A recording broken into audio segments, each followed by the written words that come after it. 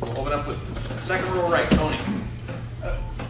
Coach, have you been, I guess, pleased with the effort of the offensive line in terms of the run blocking? Is that an area of focus over this next week? I'm sure it's always an area of focus, but has it maybe been disappointing this year? I mean, I think that we've had really good plays, and we've had some other plays that we wish we had back, and that's what we're going out. Going through not only last week's game, but the whole season during the bye week, and going through and assessing all that. Like I said before, you have to do a good job of assessing whether it's execution, personnel, or scheme, and so we're kind of knee deep in that right now, and had a great practice yesterday. So that's the job of a coach, is to get the things that we need to get fixed, got to get them fixed and addressed. So we're in the process of that. Third row left, Colin. What have you seen over the past couple weeks of just how J.K. Dobbins is carrying himself, and just based on maybe not having as much success as he has had? Yeah, I think J.K.'s such a great kid, and his work ethic and such is his values and everything. Can't say enough about and Mike and the way they've gone about their work. And, they're not really getting as many carries as they'd like, and having so far the year that they would like to have had. But a lot of that has to do with kind of the way we're made up this year in our personnel. But moving forward, we want that type of production, and we're going to spend this week and keep moving forward, throughout the rest of the season, trying to make sure we put those guys in a situation to do that. But he's had his impact in other areas too, in the past game, and screens and throwing the ball. So can't say enough about him as a person. Second row middle, Marcus. Where are you in terms of just trying to figure out what your bread and butter is in the running game? I think you guys have tried a lot of different things, but Coach Wilson said a week or so ago maybe you needed to find a couple of consistent things. Kind of where are you in that process? Yeah, I think that the RPOs have been excellent for us, and some of the reliefs that we've done have been really, really good. I think last week you saw us in the red zone. We needed to do it. We didn't quite do it, and so spending our time getting that fixed. But to your point, I think that finding the right ones that we can hang our hat on is still a work in progress. Is there something to where maybe even just more reps would help you out with the line working better together, the backs kind of getting everything timed up? I mean, have you struggled just with fewer reps? Does that help you back too? No, I don't think so. Third row left, Dan. Ryan, have you guys had to look at changing, maybe adding some new running plays at all during this off week because of some of the plays that haven't worked, and specifically maybe away from the read options or quarterback run kind of plays? I think you always do it at this time. You look at your tendencies, you look at what you've done, and then what's on film. But then also, again, a good coach can identify whether it's execution, it's scheme, or personnel.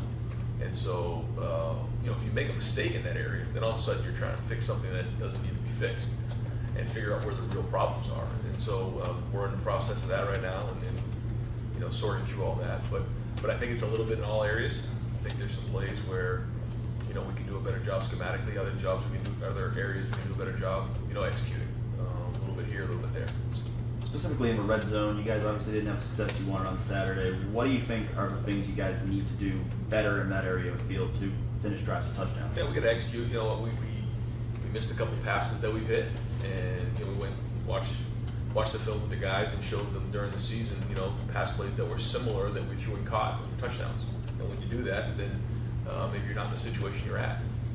But also being able to, when we need to pound and make 3 yards, we've got to be able to make 3 yards down there. So those are the areas we're spending time on. Third row right, Taylor. Coach, I know we've talked and we've asked you about this in the past few weeks about could we see packages for Tate Martell maybe in the red zone or short yardage, but after seeing, especially on Saturday, the lack of success in the red zone, have you thought really hard maybe the last few days about bringing him in just to add that quarterback run threat in short yardage situations? Yeah, we balance it with personnel. That's one of the other things, again, part of identifying what the problem is what do we change our personnel? And so we're constantly looking at that. Sometimes when you make those personnel changes, you can slow down the flow of the game, but if it's given us a better opportunity, then we need to really look hard into that. So we're looking into that. I just remember, I know you weren't here back in 2015, but they kind of did that with Cardale Jones. It seems like in the mid-season they brought in JT to kind of get things going, and it seemed to work. I didn't know if you guys had kind of looked at that scenario maybe. We have, and we've gone back and watched film of some of the stuff that they've done in the past when Cardell was in there and when JT was in there. So yeah, so all those discussions are happening. Front row left, Doug? Is Brandon Bowen to the point where he could play in a game, and are there possible changes on the offensive line? He's not ready to play yet, no. He is going to be practicing this week, but not quite there yet. But he's coming along and making some good progress, but not quite ready to play yet. And so, if not him, is there anybody else? Could we see Josh Myers or Brady Taylor or Wyatt Davis? Is there anybody else we can see? So the thing that's good about the bye week is those guys can all practice and get meaningful reps right now. So I thought some of those guys had really good days of practice yesterday. And so the more those guys can get on the field this week, and then take a look at it at the end of the week and kind of assess it from there. But I don't think that the plan right now is to look to move anybody at this point. But the competition's always there, and if those guys are playing better, then we're going to consider it. Are the RPOs screwing up the line? Studs seemed to indicate last week that maybe there's something with the offensive line of them not feeling like they don't know how they're blocking on a certain play. The thing about the RPO is if there's a seventh guy in the box, then the quarterback, whoever you're reading, you're throwing it. So I think what happens a little bit is that's part of the run. And so if you're throwing the ball for a gain of 6, it doesn't show up in the run stats. And I think that's, sometimes when you look back at, the history of football, handing the ball off in the eye to a power at, 6 yards, that went to the running stats. Well, now when the RPOs happen and you're throwing the ball, that just needs to go towards the running. If it was a called run play and they put an extra guy in the box and you throw it out there, that's part of that running play. Now, it may not show up in the stats as a run, but we look at all that. So although it may not show up in the running stats, like for instance, when we run a speed sweep and we toss it to the receiver, that goes into the passing stats, but that's really a run. So sometimes it can be a little misleading for those guys, and I think maybe they get a little frustrated, but that's more how it works. But do you think just in the mentally and emotionally, and you see it in football, like sometimes you just, and you guys have done it at times, where you just have a drive where you just run it 10 out of 11 times, you just tee off and let the line dominate people. How many run calls per game are you giving the offensive line just a chance to tee off and physically impose their will on somebody? And do you maybe need to do that more? Could that be something mentally for them to get a rhythm in the run game if you did it more? I think that every play, they should be imposing their will on the other team. So if you're calling a run play, it doesn't matter what the scheme is. You should have that mentality anyways. But to your point, I think that when you have a run play where the ball is going to end up in the tailback's hands, there might be a little bit of a different mentality there.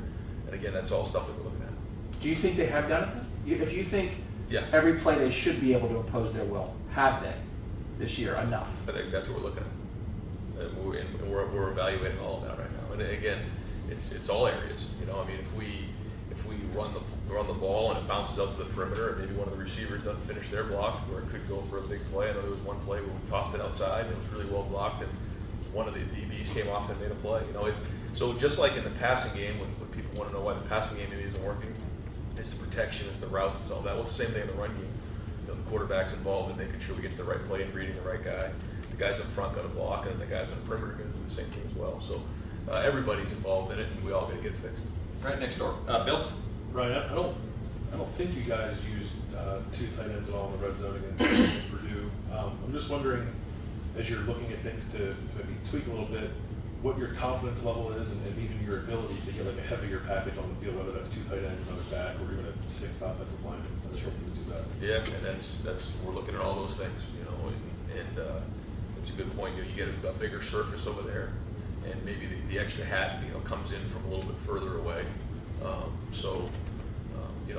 Running Dwayne down there really isn't much of an option as it used to be, with JT. So again, really uncovering everything, whether it's the quarterback run, with someone like Tate coming in the game, wildcat packages, different personnels, all those things that we're evaluating right now. And with Dwayne, I think everybody knows the skill sets are vastly different between he and JT and even between he and Tate. Is there anything with Dwayne that maybe he just needs to be a little more willing to run it sometimes and put his head down and get a couple of yards for you guys?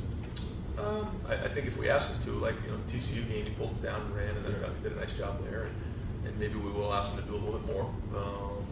but we don't think that that's his specialty. You know, I think it's more throwing. But when you're in that role and you have an opportunity to throw it and make a play with your arm, you got to make it. So, you know, it comes in different shapes and sizes, but at the end of the day, you got to do your job. And last two questioners, second row right, Tony. Austin Mack being out, what's the plan now at X with Ben Victor and behind him? Yeah, so Ben's going to step up. He's got to now, you know, mature into a role where he's, you know, he's going to be the starter over there. But we also have a lot of depth there, a lot of, you know, older guys, you know, Terry McLaurin and Paris Campbell, and a lot of guys, Johnny Hill, can go over and play there as well. And then Jalen Harris is a young guy that's going to have to step up as well. And when his number gets called, he's got to be ready. But good news is we've got some older guys that know the system really, really well, and so we can move some guys around if we need to. Is this an opportunity then also for Jalen Harris to get more reps than he's got in terms of practice? For sure. All year? Yes. And final questions, Tim? Yeah, no, we'll follow up on that. Is Ben Victor capable, in your mind, of stepping up and being a He's shown not every down back? You understand what I'm Yeah, saying? he's definitely shown the ability to. He's shown flashes, and this year he's really shown in big spots. But in terms of the consistency, that's something he's going to have to show if he wants to be a starter for the rest of the season. Following up with what a couple other guys asked, but with Queen not being what I'd call a legitimate run threat or a threat that seems to be worrying people, how much are you seeing defenses just gang up on the running back aspect of things? You follow my drift there, right? Because it seems to me the big problem, y'all aren't getting them to the second level, you know, unfettered, so to speak. Yeah. I think that when you have a little more of a threat at quarterback, then you equate the numbers in a box, and so that you have one extra guy, and so they're always loading up the box in the run game, no matter what level you're at, what offense you're in, they're going to load up to stop the run. But when you don't have as much of a threat at quarterback, then sometimes the numbers work against you. But then that opens up the pass, and so when it's time to call the pass, and they put the guys in there and we throw and catch the ball, and we look like $100. You know what I mean? But when it doesn't go well, then all of a sudden now we're trying to figure out how we're going to run the ball in the red zone.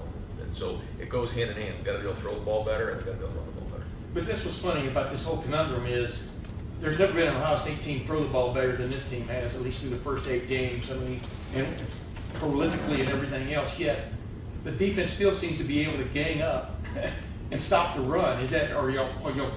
You would think it'd been spread out by now. Are y'all pulling your hair out a little bit because of that? No, because I think that when we sat in here and met as an offense, we talked about how we're one of the most explosive offenses in all of college football, and that statistically we're one of the most productive.